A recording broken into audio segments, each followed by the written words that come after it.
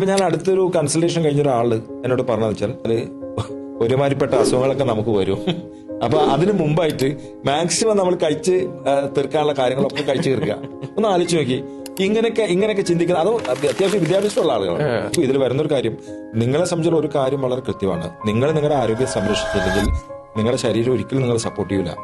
ശരീരത്തിൽ പ്രത്യേകിച്ച് ഒന്നും ചെയ്യാനില്ല. പക്ഷെ അദ്ദേഹം പറഞ്ഞൊരു കാര്യമുണ്ട്, 40 വയസ്സ് വരെ നിങ്ങൾ മാക്സിമം എൻജോയ് ചെയ്യുമ്പോഴാണ് നിങ്ങൾക്ക് അതിനുശേഷം ഇതുണ്ടാവും. പക്ഷെ എന്താ എൻജോയ്മെന്റ് കൂടി പറയണം. ഏത് ഈ ഭക്ഷണം കഴിക്കലാണ് എൻജോയ്മെന്റ്? വേറെ എൻജോയ്മെന്റിന് എന്തെല്ലാം കാര്യങ്ങളുണ്ട്. ഞാൻ പറയുന്നത് ഈ ഒരു മൈൻഡ് സെറ്റുള്ള ആളുകളാണ് ഇന്ന് നമ്മുടെ സമൂഹത്തിലുള്ളത്. മനസ്സിലായോ? അപ്പൊ ഇവരെ സംബന്ധിച്ചിടത്തോളം ഇത്തരം ആളുകളെ നമുക്ക് മാറ്റാൻ പറ്റില്ല. അപ്പോ നിങ്ങളുടെ ഒരു മിഷൻ, പേഴ്സണൽ മിഷൻ എന്താ നിങ്ങൾ സ്വയം ഡിഫൈൻ ചെയ്യാം. നിങ്ങൾക്ക് ആരോഗ്യത്തോടു കൂടി ജീവിക്കട്ടെ.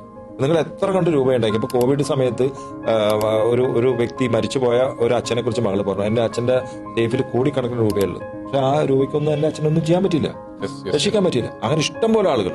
അപ്പൊ നമ്മൾ എപ്പോഴും പറയുന്ന ഒരു കാര്യം എന്ന് വെച്ചാൽ, നിങ്ങൾ നിങ്ങളുടെ ഹെൽത്തിന് വേണ്ടിയിട്ട് ചെലവാക്കുന്ന ഒരു ഇൻവെസ്റ്റ്മെന്റ്, ആ ഇൻവെസ്റ്റ്മെന്റ് എന്ന് പറഞ്ഞാൽ പൈസ കൊണ്ടല്ല, നിങ്ങൾ ചെയ്യുന്ന ആക്ടിവിറ്റി കൊണ്ടാണ്.